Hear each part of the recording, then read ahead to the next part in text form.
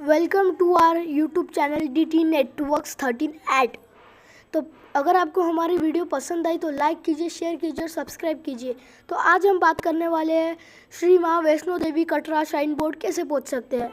तो आपके पास 3 रास्ते हैं, by train, by road, by airlines. तो आज मैं आपको बताने वाला हूँ बाय ट्रेन के बारे में। तो सबसे पहले आपको नागपुर से निकल जाना है नागपुर रेलवे स्टेशन की तरफ। स्टेशन पहुंचने के बाद आपको वहां से पकड़नी है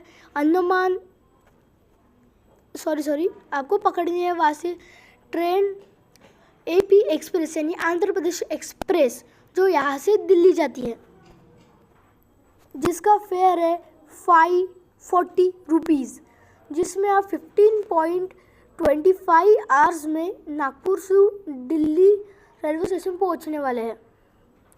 और उसके बाद आप न्यू दिल्ली रेलवे स्टेशन पहुंचने के बाद आप वहां पर उसके मॉन्यूमेंट्स देखिए, घूमिए, खाना खाइए, मज़ा कीजिए। इसमें समझ लो कि आपके 1000 रुपये उस दिन के चले गए, ट्रेन का, खाना का, सब कुछ होने के बाद। तो सारे मॉन्यूमेंट्स घूमने के बाद, खाना खाने के बाद आप फिर से वापस पहुंच जाइए दिल्ली रेलवे स्टेशन पहुंचने के बाद तब तक वहाँ तक शाम हो गई होगी। तो उसके बाद आपको और एक ट्रेन पकड़नी है वहाँ से जम्मू तावी के लिए। उसके बाद आपको ये पकड़नी है ऑल जेट एक्सप्रेस 12413, जिसका फेयर है 370 रुपीज़, और वो आपको 10 आवर्स 31 मिनट्स में दिल्ली कैंट से जम्मू तावी तक पहुँचाएगी। और दिल्ली कैंट से जम्मू तावी तक जाने का टाइम बहुत ही कम है। सुबह जम्मू तावी पहुंचने के बाद आप वहां पर थोड़ी देर नाश्ता कीजिए, ब्रेकफास्ट कीजिए, आप वॉशरूम हो आइए और फ्रेश हो जाइए। उसके बाद आपको दूसरी पकड़नी है ट्रेन जम्मू तावी से श्री माँ वैष्णो देवी कटरा के लिए। उसके बाद आपको पकड़नी है अंडमान एक्सप्रेस 16031, जो आपको 2 घंटे 25 मिनट में जम्मू तावी से श्री माँ वैष्णो देवी कटरा पहुंचाएगी, जिसका फेयर है 145 रुपीज़। और वहाँ से यहाँ तक आने के लिए जो आपने रात में खाना खाया, वो फेयर पकड़ के आपका फेयर होता है 2000 रुपये पहले और दूसरे दिन का। तो चलिए चलते हैं कटरा की तरफ। कटरा रेलवे स्टेशन पहुँचने के बाद आपको बहुत ही सुंदर रेलवे स्टेशन मिलेगा। इतना सुंदर रेलवे स्टेशन कि आप देखते ही देखते रह जाओगे। उसके बाद रेलवे स्टेशन के बाहर निकलने के बाद सिर्फ 2 मिनट के चलने पे आपको मिलेगा ऑटो स्टैंड। ऑटो स्टैंड पहुंचने के बाद आपको वहाँ पे मात्र 100 रुपये के इससे आप वहाँ से आपका जो भी नियरेस्ट होटल होगा वहाँ तक पहुँच सकते हैं। और मैं आपको सजेस्ट करूँगा होटल कटरा ग्रैंड, जिसका प्राइस है 24 आवर्स 1000 रुपीज़। तो तब से वहाँ से यहाँ आने तक खर्चा आपका हो जाता है 1100 रुपये और टोटल 3100 रुपये। तो आप तब तक 3100 रुपये में आप वहाँ पर 2 घंटे रेस्ट कीजिए, आप आपका ब्रेकफास्ट लीजिए, थोड़ा सा रेस्ट कीजिए और उसके बाद 12 बजे वहाँ से निकल जाइए वापस ऑटो स्टैंड की तरफ। तो ऑटो स्टैंड पहुँचने के बाद आप वहाँ से फिर से 100 रुपये की टैक्सी लीजिए और निकल जाइए श्राइन बोर्ड एंट्रेंस की तरफ। वहाँ पे एंट्रेंस की तरफ जाते समय आपको आपका परमिट कार्ड बनाना पड़ेगा। वहाँ पर पहुँचते बराबर ही आपको स्टार्टिंग में दिख जाएगा परमिट चेकिंग पॉइंट दिख जाएगा, जिसकी वजह से आप परमिट से एंट्री कर पाएंगे। और उसे एंट्री करने से पहले आप प्लीज़ एक यात्रा सिम ले लीजिए, क्योंकि वहाँ पर कोई भी सिम नहीं चलता। सिर्फ पोस्टपेड सिम नहीं चलते, प्रीपेड सिम भी नहीं चलते। वहाँ पे आपको एयरटेल, जियो जो भी हो वहाँ का आपको पोस्टपेड सिम लेना पड़ेगा। और उसके बाद आप जैसे ही चढ़ाई चालू करते हैं, आपको सबसे पहले एक तो पैदल 6 किलोमीटर चढ़ना होगा, या घोड़ा, खच्चर, किसी की मदद से आप ऊपर चढ़ सकते हैं और आप पहुँचेंगे अर्धकुमारी।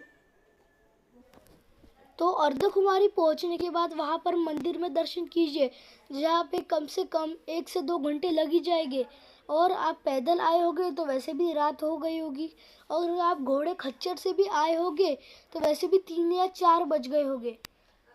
तो आपको उस दिन वहीं पे स्टे करना है, और तब तक के लिए आपका खर्चा जो हो जाएगा वो हो जाएगा 5,000 रुपये, रहने का, घोड़ा या पैदल चलने का, खाने का।